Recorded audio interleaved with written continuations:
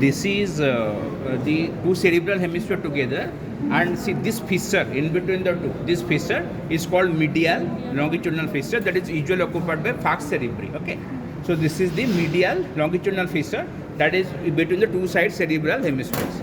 Then in each cerebral hemisphere, suppose we take this one. Okay, see over here what we can find. This is the superomedial border. I was talking borders. The one I wrote there didn't draw. This is the superomedial border. So this is medial side. This is lateral side. So this is the superior part. So this is superomedial border. Okay. Then over here you can find. See, this is called the medial orbital border. Okay.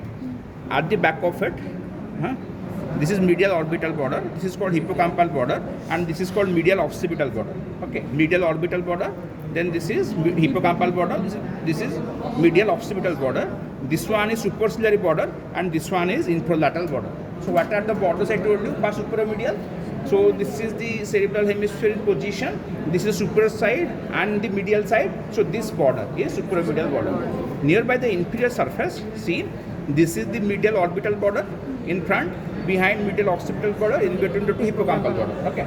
Then on the lateral side is a superciliary border, and this one is inferolateral border. You all know the surfaces: superlateral surface, medial surface, inferior surface. You all know the poles: frontal pole, temporal pole, occipital pole. Now let us see how the division into different lobes is done. So this is lateral sulcus, you all know. Okay, and this is over here the central sulcus. So how to define the central sulcus? It should be in such a way that is it is nearby the midpoint, not exactly at the midpoint. In fact, a bit behind the middle point, and it should be having one parallel sulcus in front and another parallel sulcus behind. That is the sure short way to get hold of the central sulcus. So this is central sulcus, this is precentral sulcus, this is post-central sulcus. So this we need for the division of the lobe. Central sulcus, this is lateral sulcus. Now this is lateral sulcus, okay, and this is the central sulcus. Then over here, see, this is that pareto-occipital sulcus which goes to the lateral surface, and 5 centimeters in front of the occipital pole, you get the pre-occipital notch. Joining them, you get the first imaginal line. Then if we extend the lateral sulcus to the first imaginal line, we get the second imaginal line. So what are, with the help of these two sulci, central and lateral, and with the help of these two imaginal lines, we can divide this entire cerebral hemisphere into frontal lobe, parietal lobe, temporal lobe, occipital lobe, and deep to lateral sulcus, this area is the insula. The 5 lobes of the cerebral hemisphere. Now let us go to the main sulci and gyri. So let us first go to the frontal lobe. So here you can find it's a central sulcus. So anterior to that, precentral sulcus. So this is precentral gyrus. Okay. Then mark these two sulci. Okay. This is superior frontal sulcus. This is inferior frontal sulcus. Okay. This is superior frontal sulcus. This is inferior frontal sulcus. So you can clearly define the 3 gyri: superior frontal gyrus, middle frontal gyrus, and inferior frontal gyrus. Okay. These 3 gyri are there. Now in the inferior frontal gyrus, we get, see over here, we can find that. I'll be showing everyone. Marked. I'll be showing on both sides. See, you can mark this point over here. Okay, this point from which there are 3 rami. Okay, this one is called anterior horizontal ramus. This one is called anterior ascending ramus, and this one is posterior ramus. Posterior ramus coincides with lateral sulcus. So we get 3 areas: pars orbitalis, pars triangularis, pars opercularis. Clear? So see over here. Mark this point, okay, from it.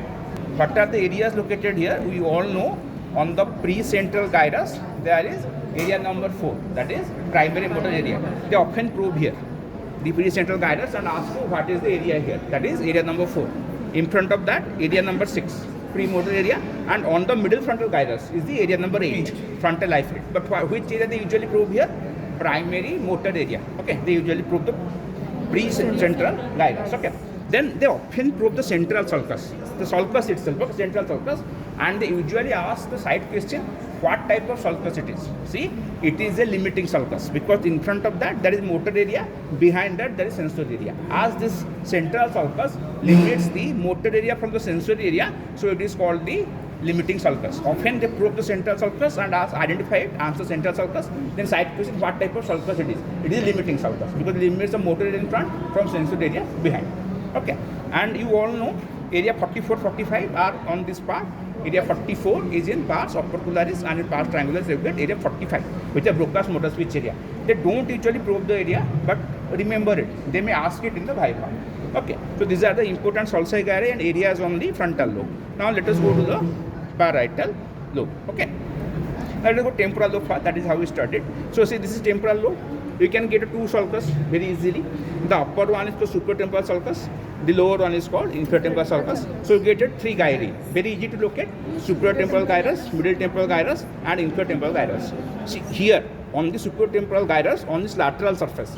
See where I am pointing. That is area number 22 or Wernicke's sensory pitch area. But on the superior surface of the supratemporal gyrus, that is here. Okay, see what I am showing. This is supratemporal gyrus. This is superior surface. That is just below the lateral surface. Here is area number 41, area number 42. Area number 41 primary auditory area, area number 42 auditory astration area. Okay, so these are the main areas on the temporal lobe. Okay, now let us go to the parietal lobe. That is how we studied there. So in the parietal lobe, see, this is central sulcus. Behind that we get the parietal lobe. So just parallel to this central sulcus, this sulcus in the parietal lobe is called post-central sulcus and this is called post-central gyrus. Okay, this is central sulcus, this is post-central sulcus, this is post-central gyrus. Okay, and over here, see this line, this is the intra-parietal sulcus. So that we get two areas here. Above that, supraparietal lobule, below that, inferior parietal lobule. Okay, and I already told you how at the back of each of these sulci, they go to the parietal lobe and have the three areas here. So if you see, this is the obtunded end of lateral sulcus, this is obtunded end of supratemporal sulcus, this is obtunded end of infratemporal sulcus. So surrounding the lateral sulcus here is supramarginal gyrus. Surrounding supratemporal sulcus here is angular gyrus, and surrounding infratemporal sulcus here is arcus temporo-occipitalis, out of which the supramarginal and angular are important. Now let us see what are the important areas here. In post-central gyrus, you get area number 312, that is primary sensory area. Like primary motor area, this is often probed. They probe this area and ask which area are present here, that is area 312 or primary sensory area. Then behind that, area 57, that is sensory abstraction area. Then here on the supramarginal gyrus, that is area number 40, and on the angular gyrus, that is area number 40. So this is the area 13 and 40, that is sensory speech abstraction area. Okay, so these are the important sulci gyri on the parietal lobe and the important areas there. Okay, but what is proved here more commonly this, the post-central gyrus or primary sensory area. Then see over here, this is occipital lobe. Over here, mark what I am showing. You can find here a lunate sulcus, like a half moon. This area, this sulcus, not area. This is the lunate sulcus. Okay, this half moon like structure. This half moon like depression, lunate sulcus. In front of it, this is lateral occipital sulcus, and behind it there is post-calcarine sulcus. See again, this half moon like area is the lunate sulcus. In front of that, lateral occipital sulcus. Behind that, this is the post-calcarine sulcus. Okay, see this half moon like sulcus is the lunate sulcus. In front of that, lateral occipital sulcus. Behind that, this is the post-calcarine sulcus. And again, keep what the area present here, area 17, 18, 19. Area 17 is primary visual area, area 18, 19 is visual abstraction area. 17, 18, 19. And this is also often probed, this area, where they want the answer to be primary visual area. Or if you write area 17, 18, 19, up to you, but see where it is probed and accordingly answer. But visual area can be probed very commonly. Okay, so these are the important sulci gyri and all the areas we see on the lateral surface, superlateral surface. Now what is on the medial surface? See, I told you this is corpus callosum. So above that, this is callosal sulcus. Then this is cingulate gyrus, this cingulate sulcus. So if you come above down, first we find cingulate sulcus, then cingulate gyrus, then callosal sulcus, then corpus callosum. And I told you just at the back of the corpus callosum begins the sulcus. This is your calcarine sulcus. This is your calcarine sulcus, and beginning from near about midpoint going to superlateral surface, this is the parieto-occipital sulcus. This is the sulcus, parieto-occipital sulcus, because it intervenes between the occipital area and the parietal area. Okay, and what you get here, that the triangular area enclosed between the calcarine sulcus and parieto-occipital sulcus is called cuneus, and the area in front of it is called precuneus. Okay, it's called precuneus. Now let us go to the inferior surface. So see, we will see in parts here. See, This is the olfactory tract. The bulb is missing. Okay. The olfactory bulb and tract you can find are in a depression. Okay. So this is the olfactory sulcus.